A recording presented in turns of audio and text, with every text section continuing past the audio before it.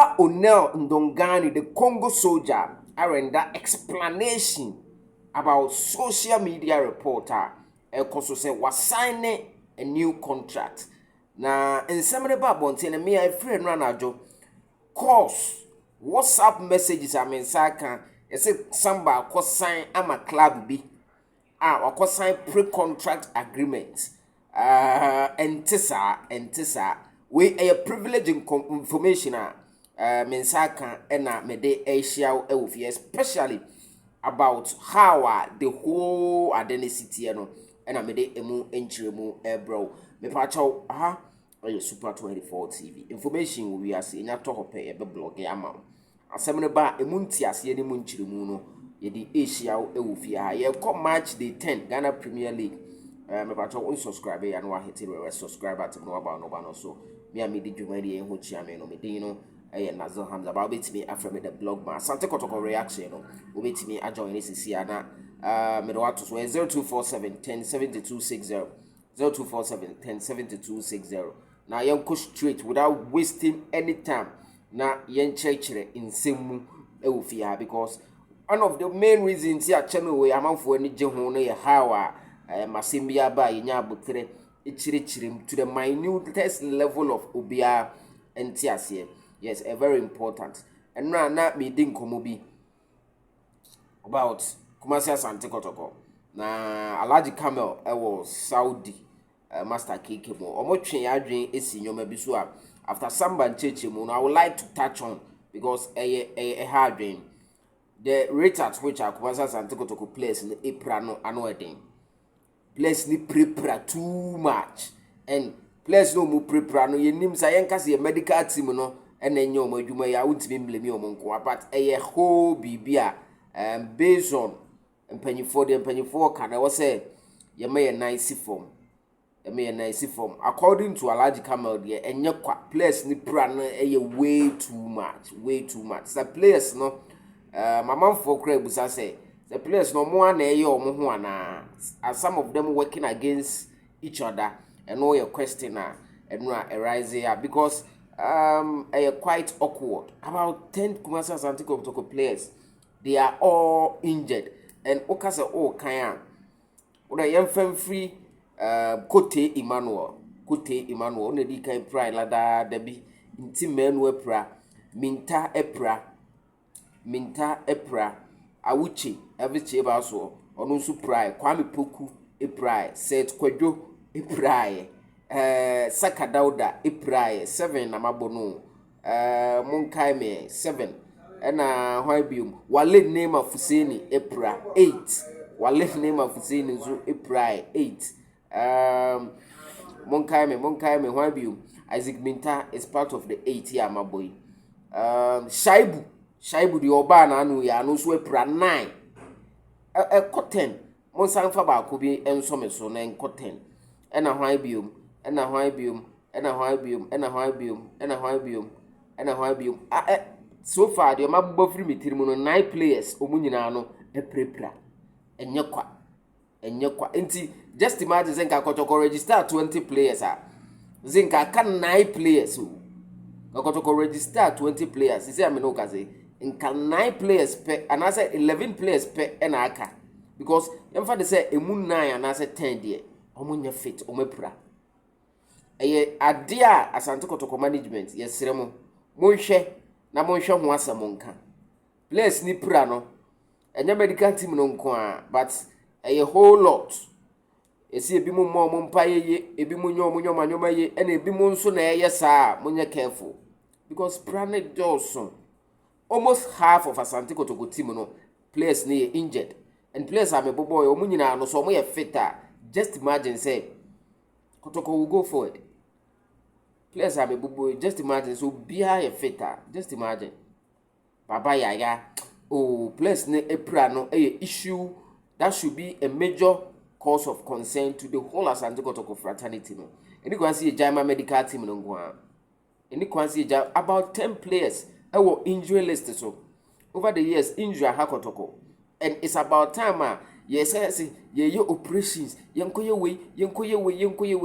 it's about time what's ye DNA ehwe the issue of injury no na tembia no at least the team no wo ho a emu 80% should be fit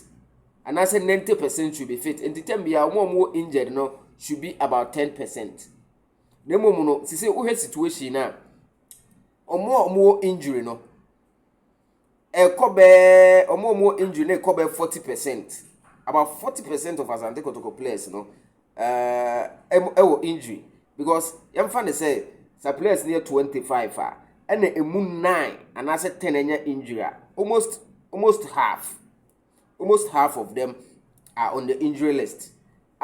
It's a major cause of concern and it's a major cause of headache and worry to every Asante Kotoko supporter.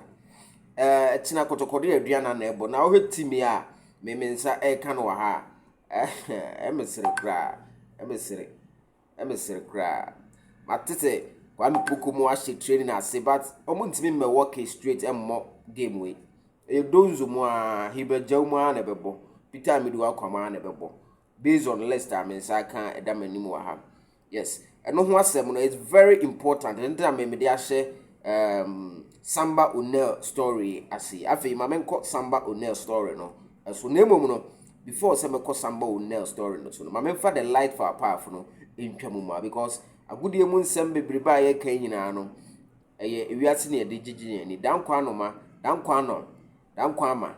ye wo ba bi ko me yese ye wo ba bi ko a ya ba wiase atasefo wiase so wo se ye tena se ne ye hwe ye ho yi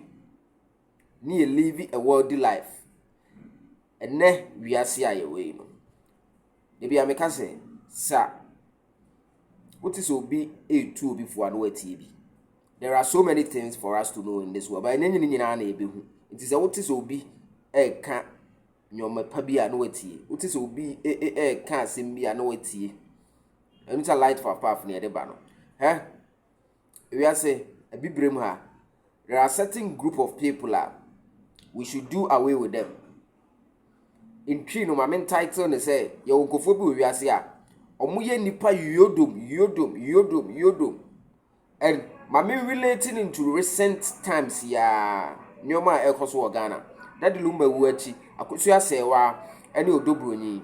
akosu asewa every Germany buy no ni odobronyi ye one na otweda no omo hage ye bibia busa wo se edie na siye e ma afede manso abedo omuntem eye nipa bi ene ko share nipa bi achi se wo de wagimi o ena watena ho ama we nyina omo baji we ama we ena yodom nipa no na adwemu ye kan but obenya nkofo bi ahye ne kutupa se wo de wagimi o ena wote ho ena we na ye kwaji we nyina animonyam ni nyina ama we sa nkofo no omo ye nipa bonefo wi ase pa enti wuti wi ase na wo ma obi ye yodom a wo se wo no eni kwanse wo ye influenced by obi a yodom for ewiase Ghana ye problem kese ye pan ne sankofo ombe hye nipa kutupa omo na ko hye nipa kutupa menka se akosu asewa eye de oye no onim de oye na emom no nkofo bi taa na chi na omo ye ne se wo de waseyo omo call court wo ye hu omo na nu ya nso yete ya helicopter na eko crash wo oboase kwan no so no na NDC ni ba ku bi ka ho which is Samuel Aboaje no once na nze ne yire no issue bi aba bonten say yese court say ebusuan ne say ne ma no ne akura no omunko ye DNA test but girl no say on tiase e na asem na kopi court eno nso yodom girl no according to information say it is alleged say girl no kubusa say e no obenya ono so nipa bi na hye na chi na ye ne yodum e na ze oni abusuafo na akọ clash a abusuafo no ka che ne say ene akora no kora ye nkọ hwehwe ni mojam sa eye Aboaje ba e na sisi asem no akọ edare no omo meye yodom ni nyina asem ne ba na omokọ na afiri akoka wo nko a enti ewiase aye wo no entina ho ma obi nye yodom yusu adwen de unim say ye no ye ma ho nye obi na ebe hye wachi say wo de wagimi o na otiwo ono wo kawia okọ afide wo ko take action afi na wo na nimguase bi aba wo na wani bekwa gugu ase so enti ene light for power no mesere mo yemfa nante na yehu se yodom omo hye nipa kutupa omo nye nipa papa omo selfish interest and atem bia ya omo hwehwe ohwe ni selfish interest nothing by ono ne selfish interest nti wudi na chi na akoya ade bia wa na wan ha edo be kwa asemu. Now Samba Unel enra information ba abonte say wako sign pre-contract agreement with a different club. Madam Fopan or you related to Samba Unel. And enra me man ene Samba din komo ena ochire insemu emame. According to Madam Fono or say Samba Unel enko sign pre-contract agreement biya. Samba Unel contract with Asante Kotoko no ebe wiye at the end of this season, which is July. Also sign 2024. Last year 2 years into 2026 na be wiye. Now according to Samba relative na me ne di nkomo no o say Samba enokra na enye nra last week Monday no agency na omo ema Frederick Sare efri Kotoko e call South Africa no agency no omo ena Samba eni omo enter into agreement say no Samba selling ho nyina no omo na handle enti Samba ma sa agency ni kwan say omo ebetimi akofa deal abre ono Samba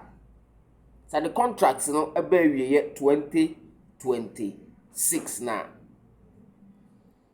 so the mecho no minim se wahu de mecho na enti Samba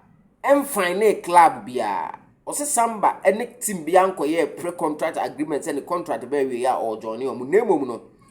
agency for ya make us oba dani problem e Ghana football bu no omo e na approach Samba say ye pese ye no ye adwuma na adwuma na ye pese ye no ye no ye no tambia no ye twem ma wo contract ne so ne ya pe club amount enti club e be pa amount no sika ne ba utim a wo bo ne nam say contract na ba wie no utim ne nya bi sika ne ba ye wo nko a wo ene ye agency no ne ate efe na obi akọ ne baby ena Samba hu ne se enye bad deal enti bia eno kra no according to nadamfo no o say one omonko full agreement na emom no o ma sign memorandum of understanding he is on the verge of joining them sa agency no na agency no empe club ma no minim so what nkomo na see ya enti ente say Samba akosign pre-contract agreement so on the other night no enti minuanom Samba ne de say de aye no ena na last na make no say no Kotoko nga Kotoko was strong agency nso a nga Kotoko betimi akope club ama Samba no so na Kotoko aton no between now kosise season ne beba wiye nanka Kotoko ajiska na Kotoko de akofa boy ya ye kan ho asemi Simpson Razak Simpson the part when you understanding no say no Samba no I na adwen say contracts no eba wiye a ena agency now onu omu kodi djuma no empeti mu ma no nti agency na hyase ene clubs no say agency for no de omu adwuma ukọ omu data so omu nim teams bebre wa abrochire omu pe center backs nti omu hu say Samba ne contract e ba wiye no e be ye easy ama omu to get Samba to team bia scanne no omu de Samba ko Kotoko nye agency Kotoko say onim team a epe defender enye sakra ye hu ne ba bia say team bi wo ho or hwehwe team atoni player ama no enye adwuma nti the likely possibility to happen is say Samba no obegba ne contract ne so a na ye Frederick Asare de ni bi na ye Danlad de ni bi na ye Richmond Lamptey de ni bi and I'm told say sa agency for na Samba any omokoye adwuma which is pro sports agency for no omo na ye Frederick Asare de no omo na ye download de no there be download de na me say chips amo na ye enti sa na akoye basically enti asem no aye din asem na aye din me I was nka Samba any kwansi your tone is at least omo league ni wie ana aye who say no say no sa Samba enya deal kra na agency no emfa mma agency no say Samba enya deal kra na agency for no omo mfa mma Kotoko because currently Kotoko na no contract what you say